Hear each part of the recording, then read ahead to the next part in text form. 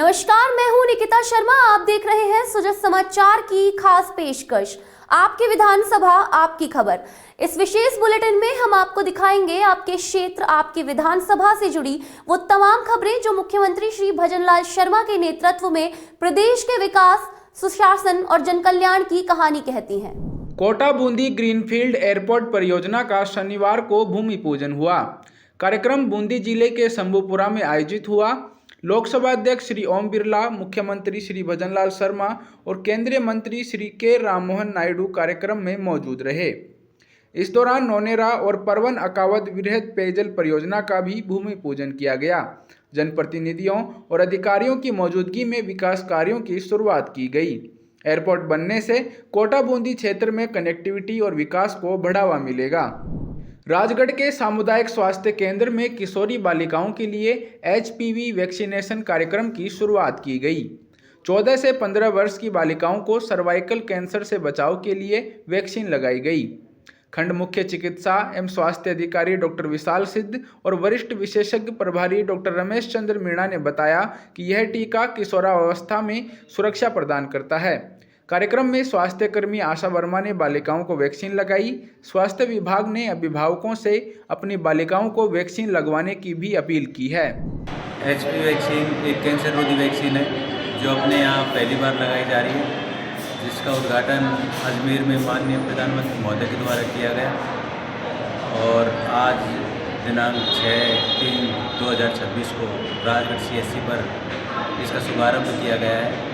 ये बालिका जो 14 साल से और 15 साल के बीच में है, उनको ये वैक्सीन दी जा रही है।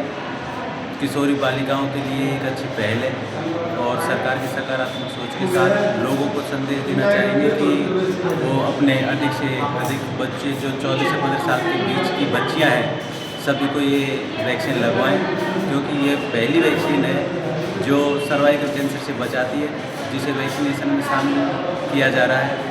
और अभी आज से राजगढ़ CSC से नियमित रूप से इसको लगाया जाएगा। तब तक अपने राजगढ़ क्षेत्र के सभी बच्चों को कवर नहीं किया कर लेते, तब तक ये प्रोग्राम चलेगा। हनुमानगढ़ जिले का सिलवाला खुर्द गांव अब पूरे प्रदेश में खेल गांव के नाम से जाना जा रहा है। अंतर्राष्ट्रीय महिला दिवस के अवसर पर यह गांव अपनी बेटियों की खेल प्रतिभा के लिए खास पहचान बना चुका है। गांव की बेटियों ने वॉलीबॉल में अपने परिवार और क्षेत्र का नाम रोशन किया है। कोच बसंत सिंह मान के मार्गदर्शन में यहां की बेटियों ने राष्ट्रीय और अंतर्राष्ट्रीय स्तर पर शानदार प्रदर्शन किया। ग्रामीण और परिजन बेटियों के खेल में सहयोग कर रहे हैं। आज हर घर में वॉलीबॉल खिलाड़ी बेटी तैयार हो रही है और यह सफलता महिला सशक्तिकरण का प्रतीक बन गई है। सर, हमें प्रैक्टिस करवाते हैं और हमारा गांव खेल गांव के रूप में जाना जाता है। यहाँ के सैकड़ों लड़के लड़कियां नेशनल स्तर तक खेल चुके हैं और कुछ लड़कियां इंटरनेशनल भी खेल चुकी हैं जो अभी जॉब में है। और हमारा गांव खेलगढ़ के नाम से प्रसिद्ध है। श्री बसंत सिंह मान यहाँ के बहुत अच्छे कोच हैं और यहाँ से इंटरनेशनल से बहुत लड़कियां खेली हुई हैं और यहाँ से राज्य स्तर पर बहुत बच्चे खेले हुए हैं। यहाँ पर बहुत लड़कियां खेलने के लिए आती हैं। यहाँ पर लड़के लड़कियां खेलते हैं। यहाँ पर बहुत बढ़िया ग्राउंड है। यहाँ पर बसंत सिंह मान कोच हैं जो बहुत अच्छी तरीके से तैयारी करवाते हैं। उनकी उम्र बहुत हो चुकी है पर वह बहुत अच्छे तरीके से प्रैक्टिस करवाते हैं और सुबह शाम आते हैं, इसलिए हम उन्हें धन्यवाद करेंगे। यहाँ के लोग हैं वो भी लड़कियों का बहुत सहयोग करते हैं। यहाँ पर बहुत लड़कियां दूर दूर से खेलने के लिए आती हैं। जो लड़कियां यहाँ अच्छा खेली हैं, जो इन्होंने मेहनत की है, वो निश्चित रूप से इंडिया लेवल पर अपना नाम उन्होंने कमाया है। 600 से लड़कियों का यहाँ इसलिए है क्योंकि वो much more regular from boys, तो इसलिए मैं लड़कियों को, उनके माँ बाप को ये संदेश देना चाहूँगा इस महिला दिवस पर कि वो ज़्यादा से ज़्यादा ग्राउंड में भेजें, क्योंकि राजस्थान सरकार का नियम भी ऐसा ही है। भरतपुर में नगर निगम ने सड़क और पार्किंग पर अतिक्रमण को हटाने के लिए बड़ी कार्रवाई की। बिजलीघर से कन्नी गुर्जर चौराहे तक स्ट्रीट वेंडरों और अस्थायी अतिक्रमण को हटाया गया। आयुक्त श्रवण कुमार बिश्नोई ने बताया कि दुकानदार और वेंडर सड़क पर कब्जा कर ट्रैफिक जाम बढ़ा रहे थे। अब उन्हें आवंटित दुकानों और मंडियों में शिफ्ट कर दिया गया है। नगर निगम ने निगरानी के लिए टीमों का गठन किया है। आयुक्त ने कहा कि यह शहर के सबसे व्यस्त चौराहों में से एक है और यहां फिलहाल पुलिया निर्माण का काम भी चल रहा है। ऐसे में ट्रैफिक व्यवस्था बनाए रखने के लिए सड़क पर किसी भी प्रकार के अतिक्रमण की अनुमति नहीं दी जाएगी। ये मैंने रात ही इनको समझाइश की थी। ये आपको पता हो तो बिजलीगढ़ चौराहे से लेकर के कन्नी गुजर चौराहे तक दोनों तरफ स्ट्रीट वेंडर इस तरह से मतलब सड़क पर आ जाते हैं कि ट्रैफिक को निकलने को टाइम नहीं, मतलब जगह नहीं मिलती है। शाम के टाइम तो ट्रैफिक जाम हो जाता है पूरी तरह से। कई बार इनको समझाइश कर दी। इसके अलावा जो इसके आसपास में दुकानदार है उनके द्वारा भी 25-25, 30-30 फीट तक अभी टेन शेड लगा करके आगे रेडियाँ और आगे सामान रखा जाता है। जो पब्लिक पार्किंग स्पेस है उस पर वो अपना कब्जा कर लेते हैं, जिससे आम रोड पर लोग पार्किंग करते हैं, जिससे रास्ता जाम होता है। तो हमने रात समझाइश की थी और आज सुबह ही जिन लोगों ने उस पब्लिक पार्किंग पर किसी प्रकार का अस्थायी निर्माण कर रखा है, रेडी कर लगा रखी है, उस सबको हटा दिया है, अस्थायी निर्माण को तोड़ दिया है और एक टीम भी गठित कर दी है जो रेगुलर वहाँ पेट्रोलिंग करेगी। और कोई भी स्ट्रीट वेंडर अगर उसके अंदर पाया जाता, जो सब्जी मंडी में दुकान अलॉट की है नगर निगम ने, और जैसे 5x6 की दुकानें अलॉट है, वहाँ तो लोगों ने अपना गोदाम बना रखा है, तो अब सब उनको वहाँ शिफ्ट कर दिया है और वो वहीं तक सीमित रहेंगे। इसके अलावा रोड पर कोई स्ट्रीट वेंडर नहीं रहेगा, क्योंकि ये सबसे व्यस्तम चौराहा है और अभी यहाँ कंस्ट्रक्शन का काम भी चल रहा है पुलिया वगैरह का, तो और ज़्यादा ट्रैफिक रहती है। इसी को देखते हुए हमने बिजलीगढ़ चौराहे से लेकर के कन्नी गुजर चौराहे तक और बिजलीगढ़ चौराहे से सारस चौराहे तक और मान सिंह सर्किल से इधर सर्किट हाउस की तरफ जो स्ट्रीट वेंडर्स हैं उनको उठाया और इसको रेगुलर अभी इसकी मॉनिटरिंग रखी जाएगी। अंतर्राष्ट्रीय महिला दिवस के अवसर पर राजस्थान सरकार ने महिलाओं के लिए रोडवेज बसों में निःशुल्क यात्रा की सुविधा दी है। इसको लेकर जोधपुर रोडवेज डिपो में विशेष तैयारियां की गई हैं।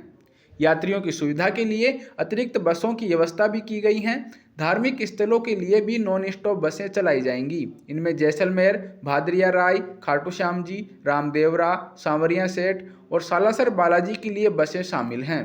रोडवेज प्रशासन ने बताया कि इन बसों में महिलाओं को प्राथमिकता के आधार पर प्रवेश और सीट दी जाएगी।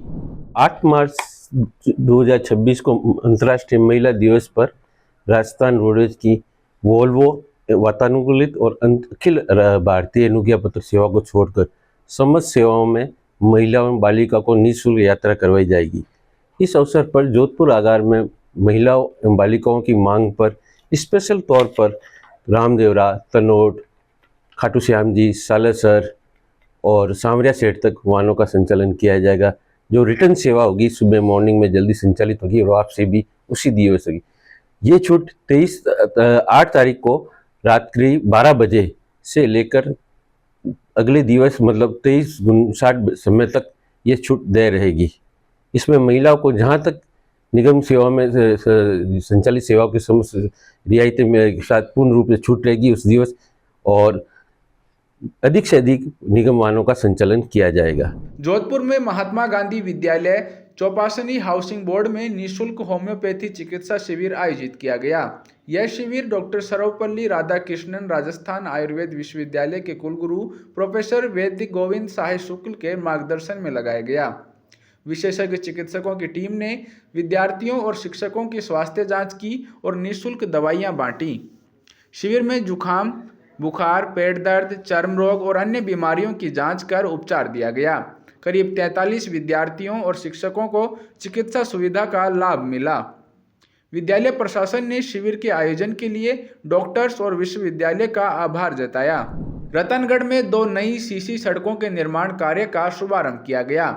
जनप्रतिनिधि श्री अभिनेश महर्षि ने वार्डवासियों की मौजूदगी में काम की शुरुआत करवाई। पहली सड़क हनुमान व्यायामशाला से प्रकाश पाठशाला तक लगभग 49 लाख रुपए की लागत से बनाई जाएगी। दूसरी सड़क प्रकाश पाठशाला से गंगा माता मंदिर तक करीब 25 लाख रुपए की लागत से बनेगी। श्री अभिनेश महर्षि ने कहा कि सरकार क्षेत्र में विकास कार्यों को प्राथमिकता दे रही है। सड़क निर्माण से स्थानीय लोगों को बेहतर सुविधा मिलेगी। इस दौरान बड़ी संख्या में स्थानीय नागरिक भी मौजूद रहे। झुंझुनू पुलिस ने महिलाओं की सुरक्षा के लिए नई पहल शुरू की है।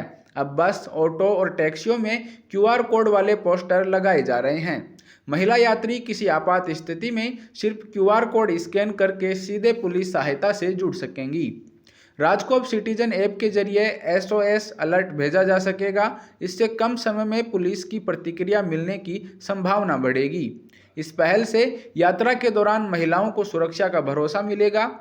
पुलिस अधीक्षक ब्रिजेश ज्योति उपाध्याय के निर्देश पर यह अभियान जिले भर में चलाया जा रहा है।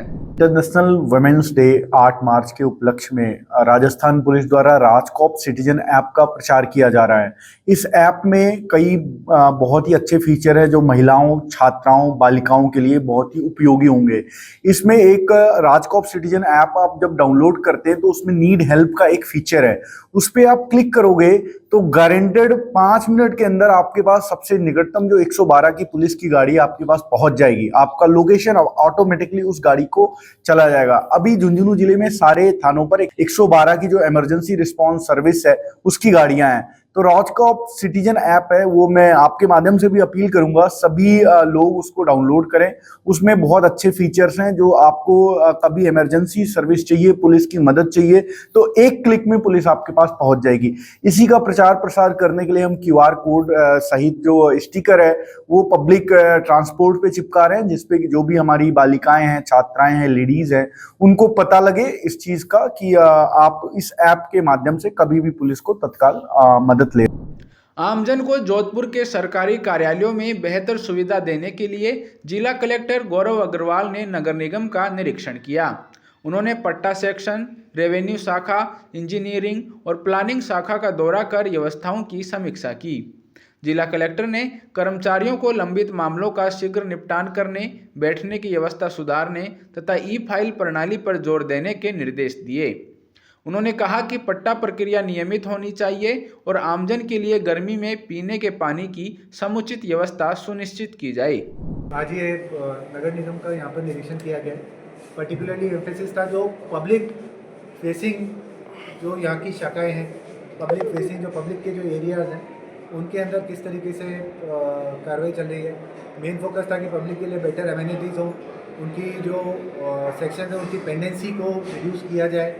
तो कई तरह की चीज़ें मिली हैं। आवश्यक दिशा निर्देश जो है वो राइटिंग में भी जारी किए जाएंगे तथा अपेक्षा यही की जाएगी कि आगामी निरीक्षण तक इनके ऊपर कार्रवाई हो तथा साथ ही जो निगम की वेरियस जो कमिटीज़ होती हैं उन कमिटीज़ की भी मीटिंग रेगुलरली होनी चाहिए, रेगुलरली होकर ताकि जो निगम के कई सारे राजस्व बढ़ाने के भी जो स्रोत होते हैं वो सारी की सारी चीज़ें भी हो सकें एंड ओवरऑल बेटर फंक्शन।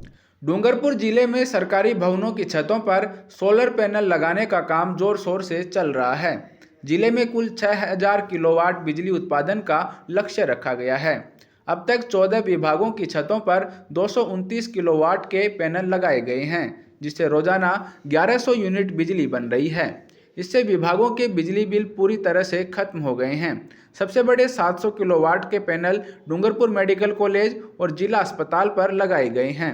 इस पहल से बिजली की बचत होगी और पर्यावरण संरक्षण को बढ़ावा मिलेगा। आपकी विधानसभा आपकी खबर बुलेटिन में आज के लिए इतना ही। फिर मिलेंगे नई खबरों के साथ। तब तक के लिए देखते रहिए सुजस समाचार। हमारे चैनल को लाइक, सब्सक्राइब और शेयर करना ना भूलें। धन्यवाद।